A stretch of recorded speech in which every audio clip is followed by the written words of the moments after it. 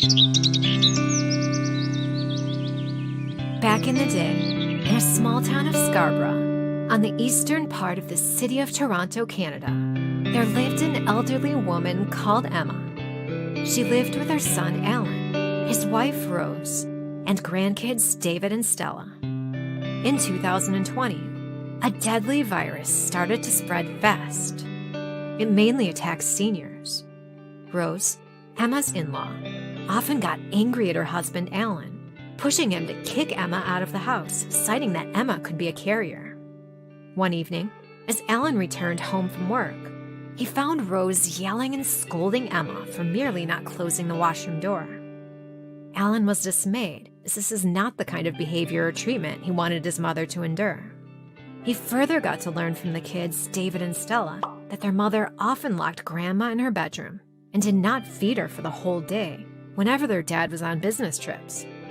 When Alan tried to speak with Rose about this, she threatened to leave and take the children with her.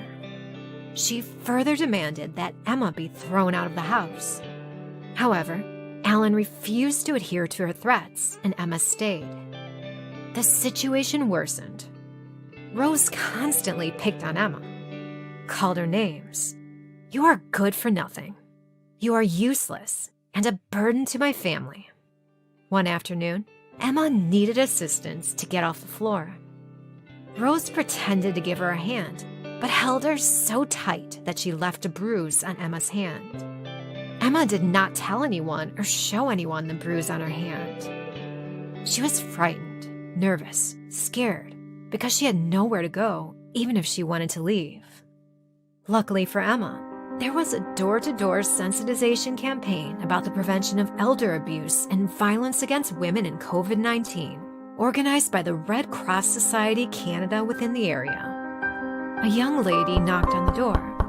Emma opened, and like the expert that she is, she was able to notice the scars and marks on Emma's wrists, face, and arms. She insisted that Emma tells her what has been going on in her life. This young lady shared a story about her own domestic violence experience at the hands of her husband. It is then that Emma felt comfortable enough to open up to her about the violence she was suffering in her son's home at the hand of her in-law. She comforted Emma and encouraged her to speak up and seek help. The social worker also requested to speak with Emma's family. Rose admitted her mistake and begged Emma and the whole family for forgiveness. She promised to give Emma the respect she deserves. Today, Emma is happy, and she wants every senior to know their rights. She is glad she was finally able to break her silence. Break the silence in COVID-19. Join us on a journey of series of 10 workshops live on Facebook and YouTube during October and November 2020. Organized by Artisans Development and Network. Funded by Canadian Red Cross. For more information, artisanartisans.org/events. info@artisanartisans.ca.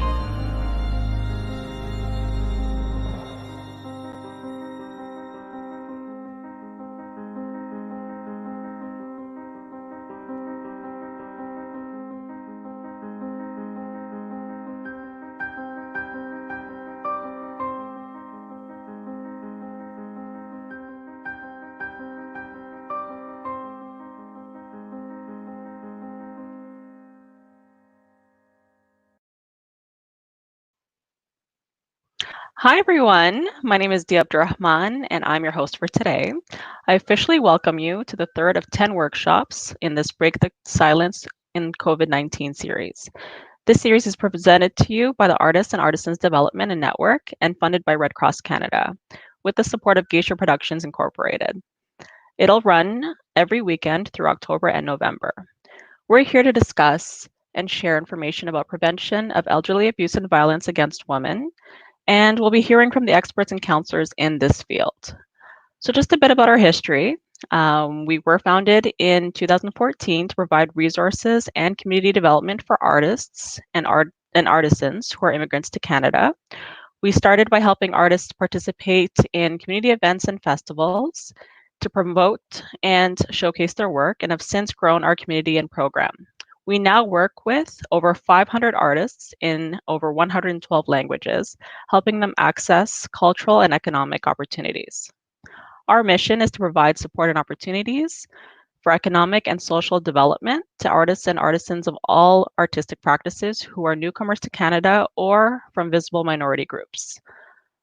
Our vision is to create a platform that brings awareness to underrepresented communities, members of the community, and together we will promote intercultural understanding, collaboration, and community building. Folks, community is at the heart of Break the Silence in COVID-19 series, and our purpose is to build community through conversation and the artists, and we will do that by bringing together a team of diverse collaborators, volunteers, community partners, sponsors, and artists for cultural exchange and celebration. Right now, we're in for a treat. We shall be soothed by the performance from some of our artists who have worked very hard to be a part of this series. And to start us off is Brio Bryans, known to most of his fans as Brio Bryans. And Koyoyo Kizala Bryan is a multi-talented creative, born and raised in Kampala, Uganda, and now based in Toronto, Canada. Brio is the head of live stream events coordination, video editing, and tech support for Artists and Artisans Development and Network. He's also the CEO of his two brands, Brio Music and Art of Brio, with a background of being a human rights activist. Brio believes in creating beauty with different forms of art, which include but are not limited to digital, visual, and performing arts. As an artist and a human rights activist, Brio believes that any form of art can be used as a strong tool to entertain, empower, sensitize, and advocate for fundamental human rights. Enjoy.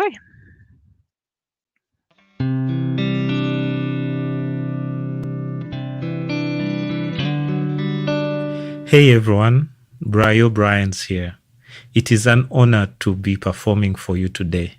Hope you are as excited as I am right now. I will be doing a couple of songs, and I'll start off with an original composition that was written during lockdown called Silent Cries. It is a song about depression. A biggest number of people in the world are battling depression right now, especially those who put up a strong front.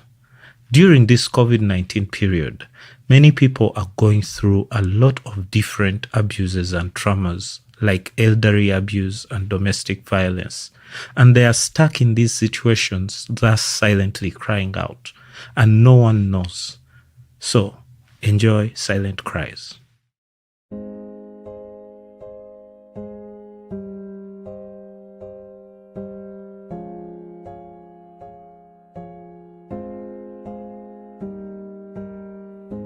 He's the strongest of them all. He comes running when called upon. He's the pillar of everyone,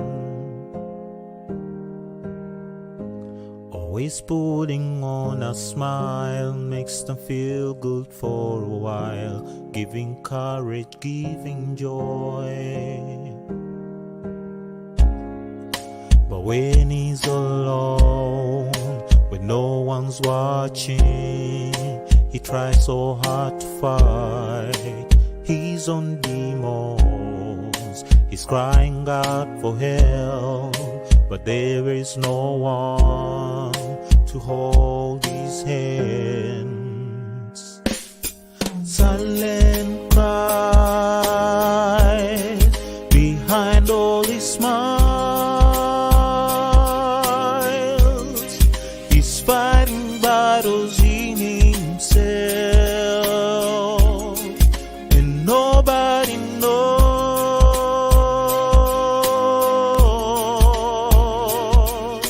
Silent cries are tearing him down. He tries so hard to keep it together, and nobody knows.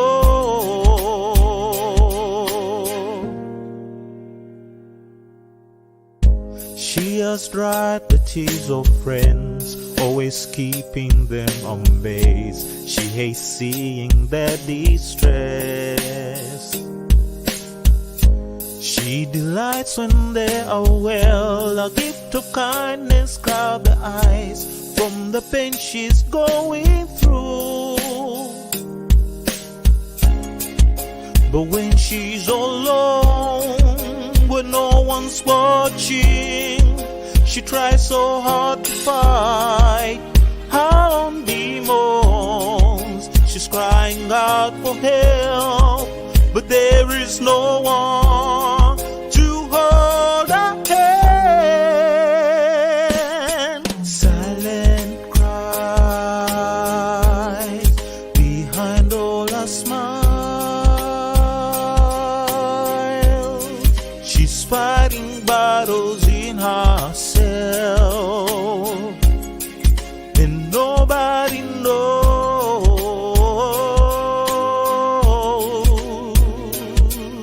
Silent cry tearing her down. She tried so hard to keep it together, and nobody knows. Nobody knows.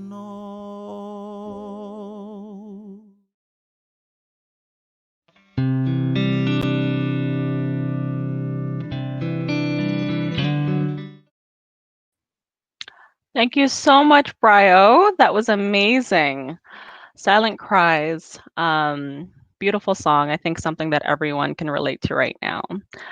I do also want to give a special thanks for their support in making this possible. That shout out to Canadian Red Cross, the Government of Canada, our Member of Parliament, Selma Zahid, and our Member of Provincial Parliament, Christina Maidas. Together throughout the series, we are going to be mentioning centers where you can seek help and assistance. For instance, the Elder Abuse Prevention Ontario Senior Safety Line. Their number is 1-866-299-1011. Again, that's 1-866-299-1011. So next, I want to have the honor of presenting our next speaker. Her name is Nia Bajaj. Nia is a trauma-informed teacher and yoga therapist in training. She loves teaching yoga for beginners and working with students one-on-one. Nia would love to help you find a sustainable movement practice that works for you. And her sequence will guide you through poses at a smooth, steady pace while creating a physical and psychological feeling of balance. Nia is currently part of the 2019 cohort of the 1,000 plus hour yoga therapist training program at Yoga Therapy Toronto, and she's excited to share her learning with you. She actually also oversees the Bajaj Family Foundation while regularly presenting at conferences about career development and leadership for women and persons of color. Nia? Hi. Hi. Thank you for that very lovely introduction, Nia. Thank you I for really joining appreciate us. it. It's great Oh, to how be are here. you? Thank you. I know I'm it's a little good. chilly today. Yeah. A little bit. It's also just nice to see another person, to be honest. Yeah. I'm sure we all feel that way. So what are you going to be sharing with us today?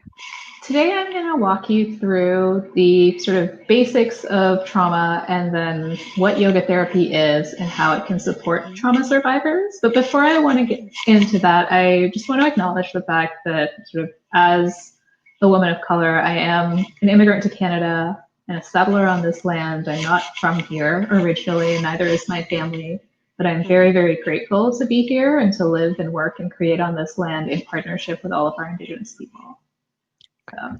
Because there's a lot of existing trauma in that space as well, and we'll touch on it very briefly. Yeah. Okay, thank you for that. No worries. I do have a presentation to walk people through, and I think someone will magically make my screen appear. Do it. There it is. Awesome. All right, take it away. So I will just walk you through this quick set of slides. And if there are questions or comments for everyone watching at home, feel free to throw them in the comment boxes, and then we'll go through and I will answer some of those questions and address those comments at the end of this presentation. So starting off, this is what I'm going to talk to you about. My website is also on the bottom. If you want to go check it out, feel free to go do that. There's some resources there for folks. So quick 101 of what trauma is. It is a response to a deeply distressing or disturbing event or series of events that overwhelms an individual's ability to cope, causes feelings of helplessness, diminishes their sense of self, and lowers their ability to feel the full range of emotions and experiences. So in that really great video at the front end of this that walks us through Emma's experience, the result of that is trauma. She lives through a series of incidents in her home and experiences trauma. So that's one example, but trauma could also happen in childhood. There's a range of kinds of trauma that I'll walk you through. And so this is just 7 potential types of trauma that could happen. Acute trauma would be like the little icon depicts, like a broken leg is a form of trauma, or a car accident is a form of acute trauma. Chronic trauma would be what Emma experienced. So being in a situation where there's repeated either abuse or living situations are dangerous and being unable to leave it causes a sense of chronic trauma. Complex trauma usually happens either in a pre-verbal state, so children before they have language, if they are abused or experience really difficult life situations, will usually present with some form of complex trauma as they age. And it's the kind of trauma that they say sits in the body, so it's hard to process through forms of therapy like cognitive behavioral therapy or dialectical behavioral therapy or narrative therapy, where you use a lot of words because the trauma has happened in a time before you've had words. And so it requires a more complex approach to addressing it and healing from it. The other kind of trauma that sometimes happens is secondary trauma. So this is where if you witness someone else being traumatized, you may also be traumatized, even though you didn't directly experience the trauma. So in the example video with Emma, for example, the children in the household may have been experiencing secondary trauma as they watched their grandparent go through sort of a primary form of abuse. Historic trauma, residential schools are a great example of a Canadian form of historic trauma, and it often will impact multiple generations. So the individuals who were in residential school, their children, and now their grandchildren were seeing the impact of this trauma, both held in the body, but also psychological trauma. There are behaviors that now define entire communities that are the results of historic trauma. Racial or ethnic trauma, this is, we've seen this come to the fore very recently through Black Lives Matter, but trauma that happens to an entire race of people, usually within a country where they are either marginalized or otherwise don't have full access to their rights. And then minority-based trauma may also be racial or ethnic, or could be for minority groups who don't have access to the same resources in society. So if we think back, even sort of in my lifetime, the LGBTQ community hasn't had full access to rights or privileges. And so there are forms of trauma that exist for that community as well. So it's a quick run through of types of trauma. You can dive deeper into all of these depending on where your interests lie. The next set of things that I just want to give you a quick overview of are the health impacts of trauma. And those could be behavioral impacts. Trauma also shows up as physical and mental health impacts. And so this, like we see this in people who, whether it's a car accident or a concussion or ongoing domestic violence or abuse of elders, these things will show up generally for trauma survivors. A lack of physical activity, usually because there's a sense of disconnection from the body as people are experiencing abuse or being traumatized. And so once that disconnection happens, it can be hard to find the motivation to move. Smoking, alcohol, and drug use are also usually stemming from either a sense of disconnection from the body or a desire to disconnect more from the body. And missed work either due to a sleep disorder or just like depression is another reason. There's a number of reasons why people would not be able to, well, in this case, we can't physically leave our homes because of COVID, but would not be able to attend work or perform work just because of the fact that they're disconnected both from their body, but also from their minds a little bit. Physical and mental health impacts, there are a range of these that we see, including a number of the chronic disease states. So diabetes, heart disease, cancer, stroke, chronic obstructive pulmonary disorder, broken bones. Like all of these come from being very disconnected from the body and from the breath and from the mind. And so there's just a sense of why should I take care of myself? I don't feel connected to myself. I don't feel connected to the world. And so we see a lot of these things manifest. Depression, that beautiful, beautiful piece of music from Bryo, sort of talks through some of the manifestations of depression, but it's a common outcome of trauma. Suicide attempts either through depression or on their own, the sense of being disconnected from the self and the community and sort of why bother being here, is a common one. And for individuals who have usually survived some form of sexual abuse, there can be an increased risk in STDs just due to like promiscuous behavior, again, from being disconnected to the body and not really being able to sort of make decisions about how they engage with other people that are safe for them. So that's a quick run through of the health impacts of trauma.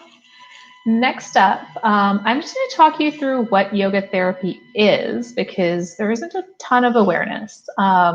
So here I've just quickly outlined the 3 forms of yoga you would usually encounter sort of in a large North American city. The most common one is studio yoga. So you walk into, or when we were able to walk into yoga studios, you would go to a class, and you can still do this online.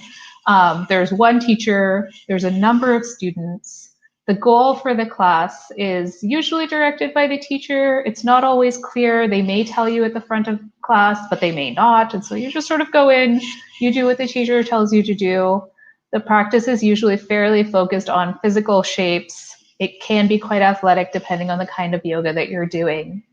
And it's a great form of exercise. Some people would question whether it was actually yoga, but that's most people's experience with yoga in North America. The second form of yoga that I'd like to talk through is trauma-sensitive yoga. So this style of yoga was developed by a team of researchers in association with Harvard University. And it's a very specific way of teaching yoga, where you have usually one teacher, a small group of individuals who have experienced and have been diagnosed with usually complex trauma or another form of trauma. So they might be war veterans, they might be child abuse survivors, they might have survived domestic partner violence. And everyone shows up to the class with their own goal. The teacher offers a number of suggestions. People do what they feel comfortable with. And the focus of the practice, which is indicated by these tiny little people down here, is to calm the nervous system. So really bring down the fight or flight response, help people reconnect to being in their bodies, noticing what the sensations are, and regaining a sense of control over what happens to them in a space.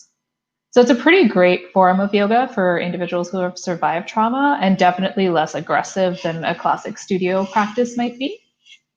The last form of yoga, and this is where my training is currently, and what generally as a trauma survivor myself I have found to be quite beneficial, is yoga therapy. So this is where you would work individually with a yoga therapist. And the goal for the practice is very, very clear, and it is set by the student. So this is the only practice where there's one goal and it is very clearly set by the student. The teacher is there to support and give you whatever you need for your practice to be successful. And unlike the other 2 forms of yoga, which are very focused on the body, yoga therapy is very much about connecting the body and the breath and the mind so that you can be what most wellness practitioners are now calling embodied. So very connected to yourself. And in most traumatic situations, that sense of connection is what is lost. So the goal of yoga therapy is to reconnect. And once you're reconnected and present in your body, then you can make all kinds of decisions informed by how you're feeling because you have that awareness. I'm going to walk you through quickly how yoga therapy works with the body, with the breath, and the mind, because those are the 3 major components that we support. The first one in the body, depending on how the student arrives, if there's pain or there's inflammation, or we're presenting with chronic disease symptoms, the first step is really just to rest the body. And so your practice might just look like lying on the floor for the entire time that you're there. And while the body is resting, we get a little bit deeper into the breath and into the mind, which I'll talk you through in the next couple of slides. Once the body is rested, the inflammation has come down, there's no pain, then we move into flexibility. And this is where you would move all of your joints through all of the planes of motion that exist for those joints. So, my neck is a set of joints. My head turns from side to side. It drops in either direction. It goes forward. It goes backwards. It's about 6 movements for one set of joints. And so we would do that for every set of joints. And once we've established flexibility in each set of joints and movement is safe and it is comfortable, then we would move to strengthening the muscles and the connective tissue that support all of the joints so that the body works as efficiently and as comfortably as possible. So it's a 3-stage process. Yoga therapy is very much about breath, and a traditional yoga practice is also very much about the breath. And so the first step for us, often while the body is resting, is to learn to locate where the breath is. And you could do this. You can take a minute, maybe not a full minute, 30 seconds, and just notice, are you breathing through your nose or through your mouth? Do you generally breathe more through one than through the other? Do you inhale through your nose and exhale through your mouth? There's no judgment attached. We're just getting a little bit curious, locating where our breath is. And once you've figured out where you inhale and exhale from, then you might think about, do you breathe into your belly or do you breathe into your chest? When you take a really deep inhale, do you feel a little bit of a stretch in the back of your ribcage? Again, no judgment. Just notice where your breath is. And then once we've found the breath, which can sometimes take a little while for trauma survivors to notice the sensation, figure out what's happening, and start to reconnect with those things. Once we found the breath, then we work to stabilize it. So classically in yoga, there is the inhale aspect of the breath. There's usually a hold after the inhale. There's the exhale. And then there's a hold after the exhale too. And that hold after exhale can sort of throw people off a little bit. If you've lived with anxiety or a panic disorder, that might be sort of tricky to negotiate. So it's figuring out those 4 parts of the breath, what they feel like, and then where we can stabilize. A classical yogic breath count is for 10. So you would inhale for a count of 10, hold for a count of 10, exhale for 10, and then hold for 10, which is a lot to ask of anyone. Most people sit at about a 4, and that's completely fine. But once we've stabilized the count, then we would work into lengthening, trying to get to that count of 10. Because when you can breathe smoothly and slowly, it naturally calms your nervous system down so you don't exist in that state of fight, flight, freeze, please. And then you can make sort of more holistic decisions for yourself from a much calmer place in your mind. And that's the last thing we're going to talk about, is how yoga therapy works with the mind. So the first aspect of practice, often while the body is resting and while we're locating the breath, is just to connect to your mind and your nervous system. Notice what your thoughts are like. There's no judgment. Just pay attention to what's happening. If you're in a particular shape, maybe a specific sort of thought arises. And just develop that sense of attentiveness. So this is actually common with most mindful practices, but it moves from mindfulness once that connection is established, because then we think about calming the mind. So how can we actually work using the breath to develop a sense of calm? And then once that sense of calm has been established, how do we establish a meditation practice? So how do we find a focus? How do we direct the mind? Or how do we go beneath the mind? In yoga philosophy, there's the notion that you could go beneath the conscious mind to access your universal self. And so ultimately, if that is a goal of practice for the student, that deeper meditation would happen. So unlike a traditional studio yoga class or even trauma-sensitive yoga, yoga therapy simultaneously works with all of these 3 aspects. So why yoga therapy for trauma survivors? Because most individuals who experience trauma experience a sense of disconnection, often from their bodies, depending on the nature of the trauma, sometimes from their breath, and in most cases also from their mind. So depending on sort of where the work needs to happen, we would start in the area of most discomfort, and then once a sense of comfort is established, move towards reconnection with the other areas as well. And then once all of those connections have been reestablished, which could, take 3 weeks, could take 12 weeks, could take a couple of years, depending on the nature of the trauma and how it manifests and what the existing situations are like and how often people can practice. Once all 3 parts are integrated and the individual who's survived the trauma feels like they have a sense of control over their bodies, they have a sense of control over their minds, and they have a sense of control over their breaths, then we would either strengthen those systems or address other things. The other beautiful thing about yoga therapy is we also address, in addition to the outcomes of trauma, any other health conditions that might be happening as well. So if if a student shows up with heart disease and a family history of cancer and a broken leg, we'd first address the situation with the broken leg, which is sort of an immediate acute form of trauma. And then we might look at what is causing the heart disease, what factors could we change in terms of diet and lifestyle and other supporting pieces. And once those are addressed and that's in a good place, then we might explore, cancer prevention. And so we would address sort of all of the pieces that are impacting someone's health so they can have a better quality of life overall. From here, if you'd like, you're welcome to join me just for a short practice. So you could do this sitting, you can do it standing. If you are lying down and watching this, you can also do this lying down, so long as you have a little bit of space around you to move. So just enough to sort of extend your arm. And if your shoulder hurts or your elbow is hurting or you don't want to extend your arms, you can also just work on the breath practice for this. So finding a comfortable shape, wherever that is for you. What we're first going to do, and you're welcome to close your eyes or soften your gaze for this, is to just notice where your inhale is from. So whether that's, through the nose or through the mouth. If you are breathing through your mouth, you might choose to breathe through your nose. Just inhaling softly and smoothly. And then exhale with that same smooth, soft sense. We'll take a couple more breaths. Inhaling. And exhale. And one more. Notice the length of the breath and the pace. And then if you feel comfortable, you can continue with that, but you might choose to add some movement.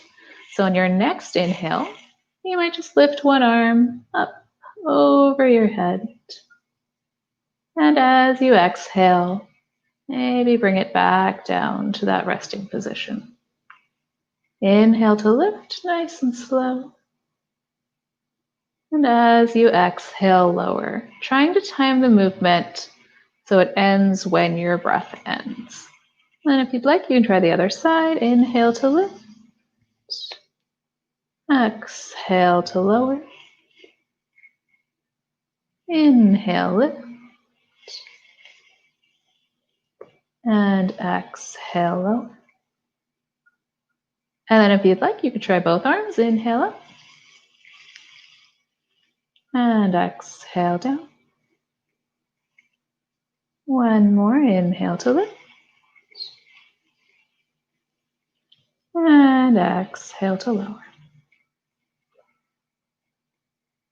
And if that feels great, you're welcome to continue, or you could take a couple of breaths. Just notice the range of sensation through your body.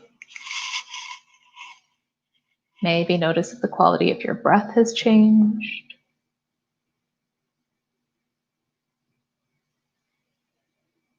Maybe notice if your energy is a little bit different.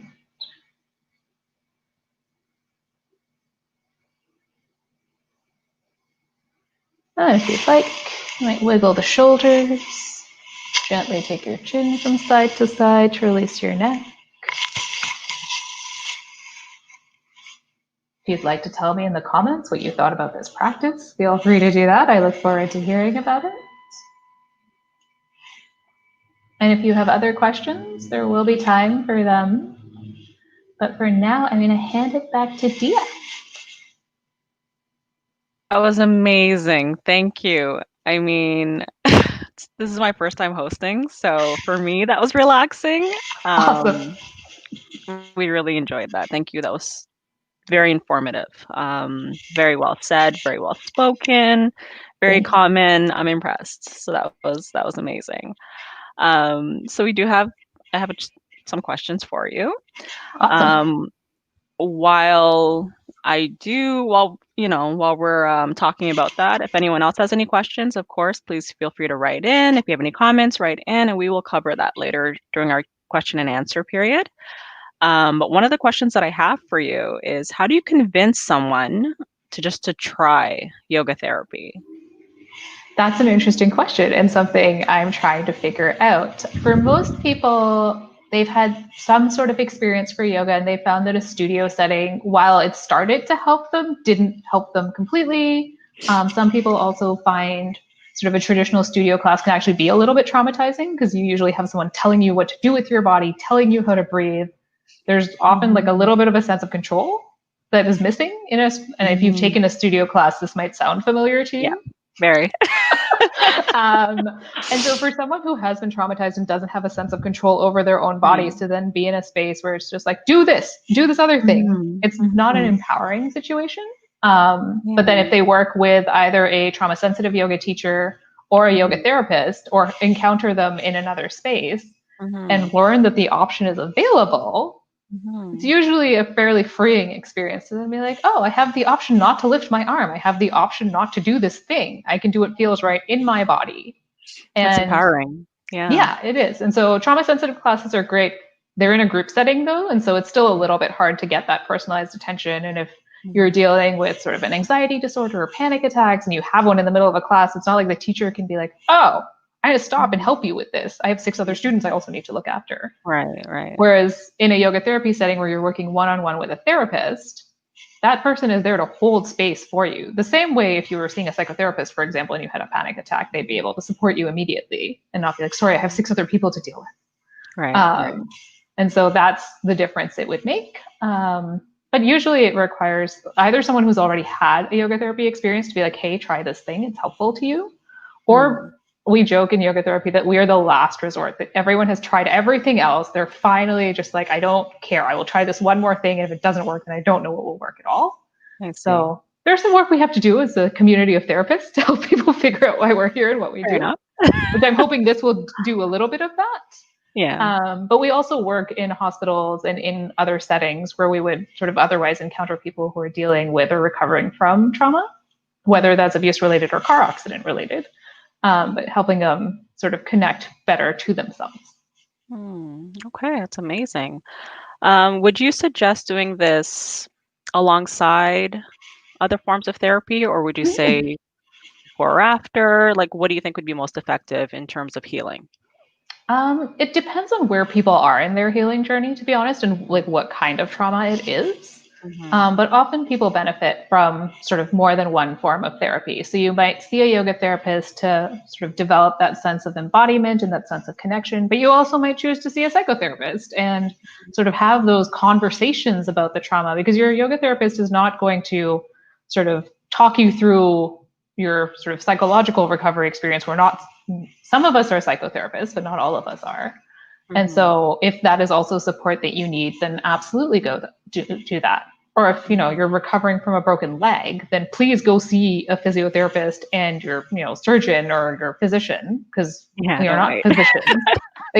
You'll be like, I fell down the stairs. I'm going to see my yoga therapist and they'll fix everything. No, go see your physician, get the care that you need, take medication if you need medication. Yoga is not going to fix you completely. As a yoga therapist, I see a massage therapist and I see an osteopath and I, see my dentist regularly. I'm not suggesting you give up those things.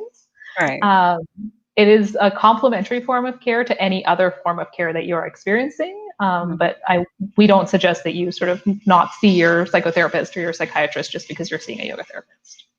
Okay. Well,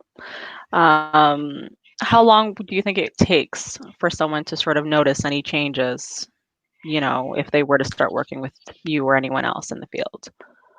If you're working with a yoga therapist, you will see subtle changes usually after your first session. The other changes that you will see depends on how diligent you are in your practice, to be honest. So classically, if you were to follow a yoga therapy sort of support system, you would practice probably once in the morning and once in the evening for up to 30 minutes. Mm. Most people don't always have time for it, but it's also a tough habit to make to practice twice a day. But if you were to do that, you will see results within the first week. If you sort of casually practice, oh, I have a practice, maybe I'll do it twice a week, then it'll just take longer. So I can't be it's like, what you put into it. yeah, go to yoga therapy, within 3 weeks you will be fixed. That's not going to happen. Right. But I work with my massage therapist. She has a lot of tension in her shoulder. She was in a car accident. She's recovering from a concussion. So there's a lot of trauma there. Mhm. And when I saw her, I gave her a fairly simple arm exercise, not too much different than the one that we just did together. And because she's a massage therapist and she was like, I need to go back to work. My body is really important to me. She did that practice 4 times a day, every day for 2 weeks. And a yoga therapist will usually see you sort of once a week or once every 2 weeks, unless you decide you want to see them more often. And so when I saw her after 2 weeks, she'd almost completely restored the mobility in her shoulder by practicing 4 times a day. Wow. Okay. That's incredible. So it really is what you put into it. Okay. One of the, questions that sort of arise might be, your own experiences with trauma. Before we take a break, just wondering if you could maybe bridge it with your own experience. And maybe if you are comfortable with it, just share a little bit about, that and how yoga's helped you through your own trauma. For sure. So ethnically, I am East Indian. And so my grandparents lived through the partition of India and were refugees. And so as a family, we carry that trauma of, being a displaced people, not really knowing sort of where home is. My parents moved around a lot. I've moved countries at least once in my life. I may again. And so we carry this sense of like not knowing where home is, not knowing who our people are. It's been hard to access all of those things. And so there is that sense of like epigenetic trauma, as it were, which is when sort of a people experience usually some like leaving a situation or like a refugee crisis.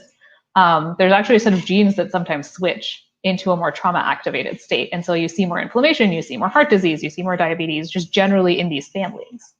And so on some level, I'm carrying that in my body. I am not a refugee myself. I'm very lucky to be where I am and to live and work where I am. But I know that this exists in my family. We have a higher incidence of a lot of these chronic diseases. Outside of that, in my own personal lived experience, intimate partner violence has been something I've lived through. That's probably I have, also been in car accidents and like had other forms of physical trauma. I also live with a nerve pain condition. Nerve pain runs in women in my family. Part of me wonders if it's epigenetic or if we actually just have slightly broken nervous systems. But that also sort of sits in my body in a really uncomfortable way. And so as a child, I wasn't very active because I was just constantly in pain. So living with chronic pain is also a form of trauma. Okay.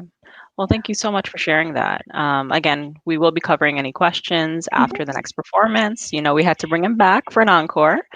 So please stay with us, and Nia will definitely be covering any questions that you have after. So I'm just going to encourage you to keep sending them in. And remember to like us, and follow us on social media, Instagram, Facebook, as well as Nia. All right, take it away.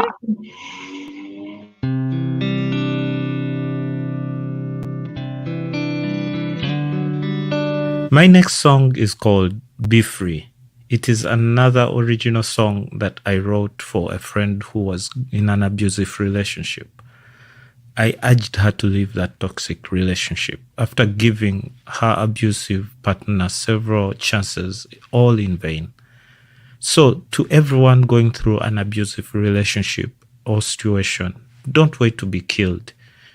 Just pack up your stuff and leave, because you deserve to be free.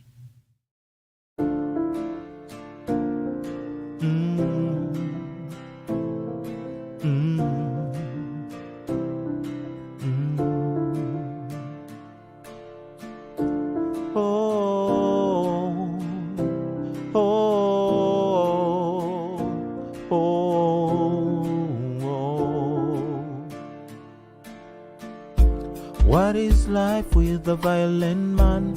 All the time you're a punching bag. You keep defending him all the time. You keep defending all his acts. He promises to be a better man, but every time it's the same old act, and you still staying around.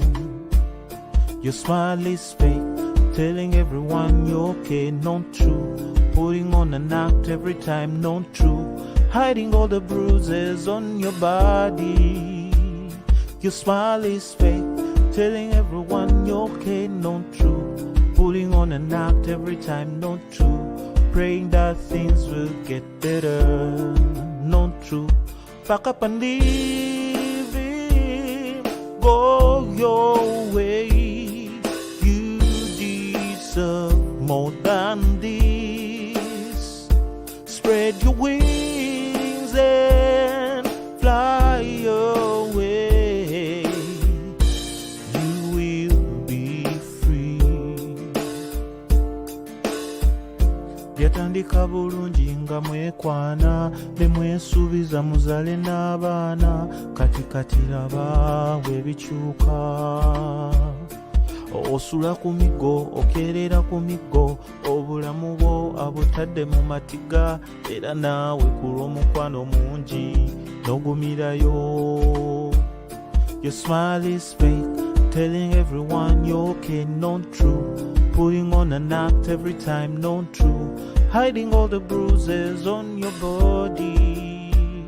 Your smile is fake, telling everyone you're okay, not true. Putting on an act every time, not true. Praying that things will get better, not true. Pack up and leave him, go your way. You deserve more than this. Spread your wings and fly away. You will be free. You will be free. You will be free.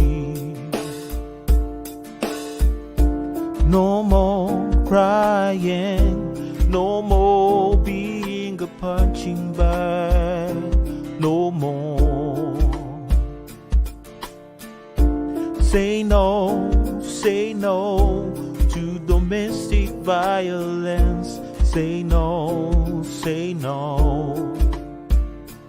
Pack up and leave it, go your way. You deserve more than this. Spread your wings and fly, fly away. You will be free. You will be free. You will be free.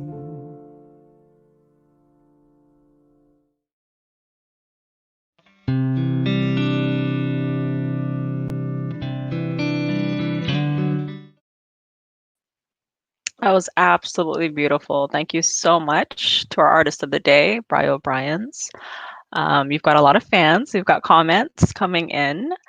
We hear from Mary Carmen stating that it's a great performance. Bettina also stating amazing performance. We've got Kevin who just simply says bravo. So it's been such a great job. So we do want to thank you for that again, for the amazing music. We're just going to dive into some questions for Nia. Nia, are you there? Yes, I'm definitely here. Okay.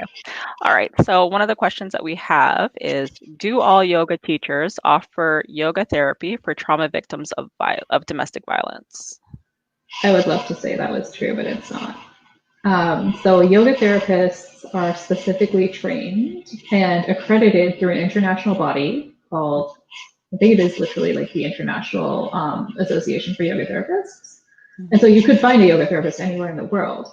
But where a studio yoga teacher maybe has 200 hours of training, we usually have 1,200 hours of training. So if you are looking specifically for a therapist, like yoga in a therapeutic setting, you can either look up the International Association for Yoga Therapists. They have a global listings page, or you can do a Google search for yoga therapy in your area. If you just look for yoga, you'll get every single yoga teacher. some of whom have, it's varying levels of training. It's up to the teacher how they choose to train. This is not it's not a degree, right? Like there's no set of things that you have to do. And yoga itself is not sort of a governed or accredited teaching system. So your teacher, it's kind of a choose your own adventure at your own risk. But if you look specifically for a yoga therapist, look for someone who is accredited with the IAYT. Okay. So another question we have is, some people feel yoga is a feel-good therapy, meaning you have to be in a happy place already versus using yoga as part of a healing technique to mentally get better. How best can we change that mindset? Well, there is a big question. Part of it, I think, is around the accessibility of yoga and how yoga has been marketed, especially in the West. If you think about Western yoga advertising, Very different. things that I usually see as like a person of color, or even the teachers that I teach with, they're in their 20s, usually. They're hyper flexible. Most of them are Caucasian presenting. And like the majority of them, in my experience, are blonde. So it's a very sort of shiny, happy, good vibes only kind of culture, where it's, we'll just do handstands and back bends all day, which fundamentally is not actually what yoga is about. That's what gymnastics is about. And that's great. Right. Gymnasts are awesome, but they are not all yogis. Essentially, if you can breathe, you can do a yoga practice. You don't have to be able to do any of that physical stuff, but a lot of that is changing how yoga is marketed in the West. And most yoga therapists, frankly, would rather just be doing yoga therapy than doing the marketing of yoga therapy. And so there is a sort of slow movement across the world to be like, this isn't actually yoga, and yes, it is sort of more expensive to access yoga therapy because it is a therapy.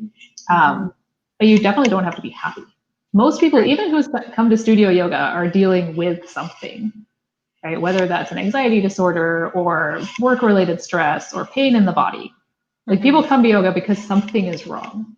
It's the step in the journey. And then eventually, maybe they'll find a trusted yoga therapist and we'll begin a deeper journey if they're ready for it.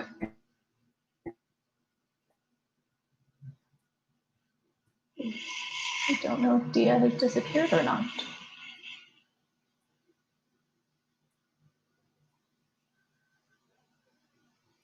Hi, can you hear me?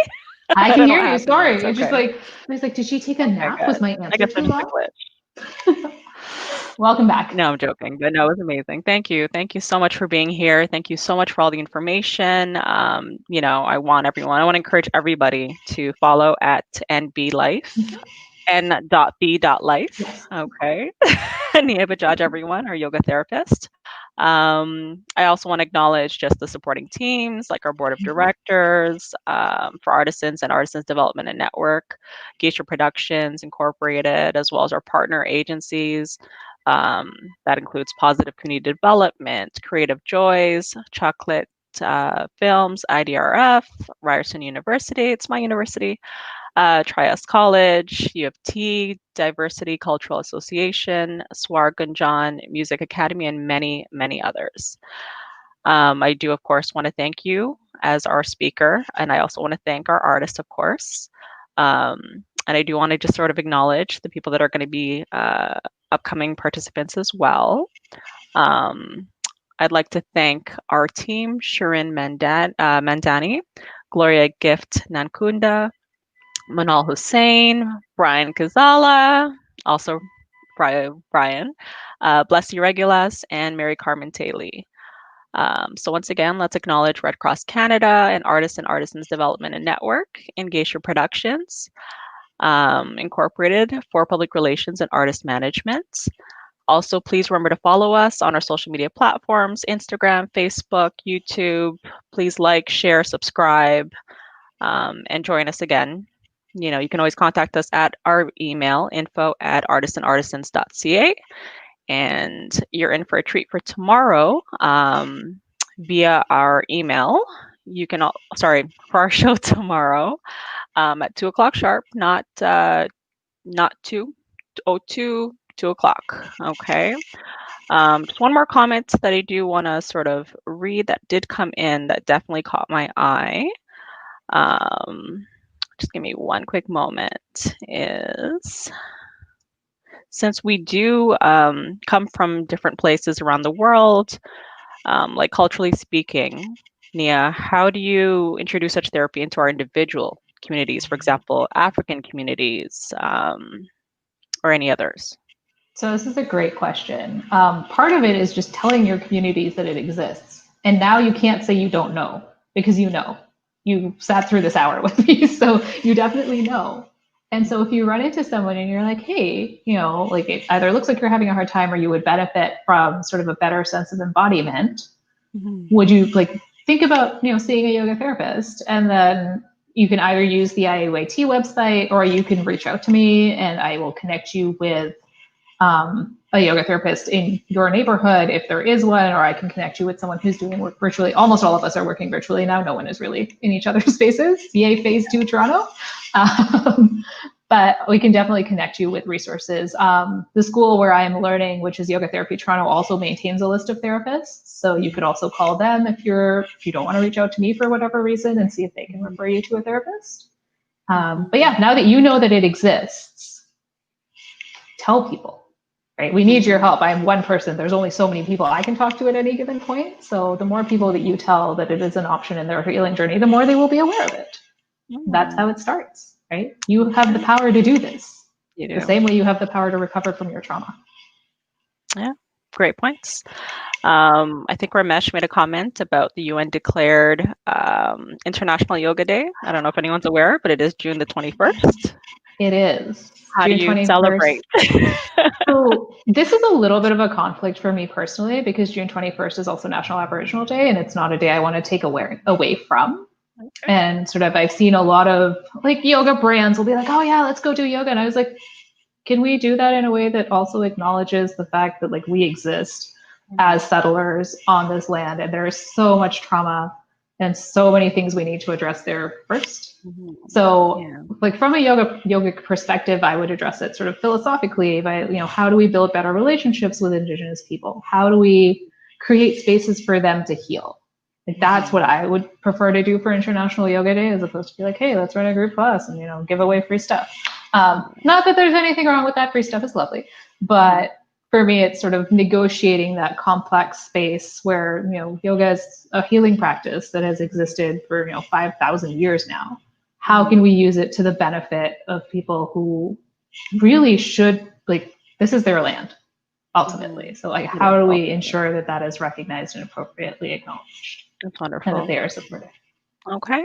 Well, thank you again for coming. It was great having you. Thank you for hosting. You did such a great job. Thank you. Tomorrow, we've got a great show. I hope you also watch. I will definitely be watching. We have Ifoma Amechi, who's going to be hosting. We've got Queen Lemoy, who will be our spoken word artist. And we have Rayanne Rideout, who's going to be our speaker. So again, it's at 2:00 tomorrow. Tune in. And again, I will leave you with Bri O'Brien's last performance. Thank you so much for watching, and thank you for joining us tomorrow, same time tomorrow at 2:00. Bye.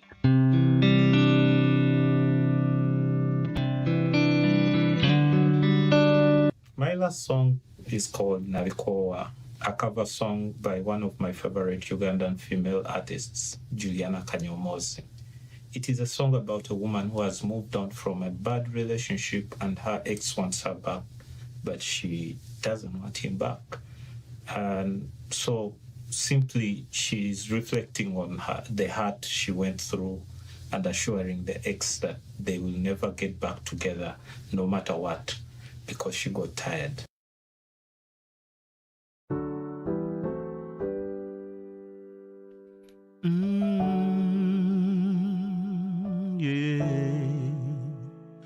Ndifuna omulala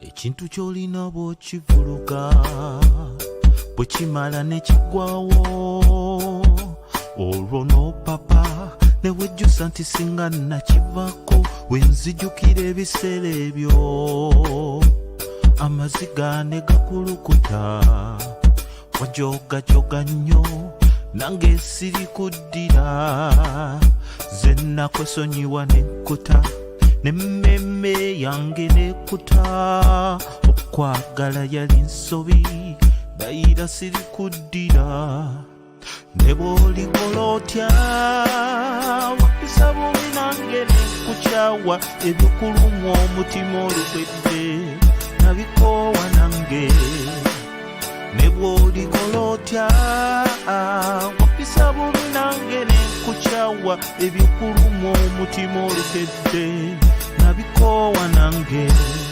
wennakulaga omukwano ogujjudde wampita fala walowooza ndibye nobeera botyongo ndibaga songa banegomba ntoko ndi muto eramba kuba nnyo wansubya na bingi nnyo wendaba wali wafuka ekkomera gyendi abalungi bangi ndifuna omulala kanonye tebampima kugwe nti abalala tebantuuke ne bw'olikola otya wapisa bubi nange nekukyawa ebikuluma omutima olukedde nabikoowa nange ne bw'olikola otya wapisa bubi nange nekukyawa ebikuluma omutima olukedde nabikoowa nange kati omutima gwange ngukuuma nnyo wawammanyire eyo navayo gye nakoma okwagala ennyo gye nakoma okukyawa obulumi bwe wampisamu amaziga mangi agakulukuta mpozi nga ngudde eddalu siyinza kukuddira ne bw'olikola otya wampisa bubi nange nekukyawa ebyokuluma omutima olukedde nabikoowa nange ne bw'olikola otya wampisa bubi nange nekukyawa ebyokuluma omutima olukedde nabikoowa nange ne bw'olikola otya wampisa bubi nange nekukyawa ebyokuluma omutima olukedde nabikoowa nange.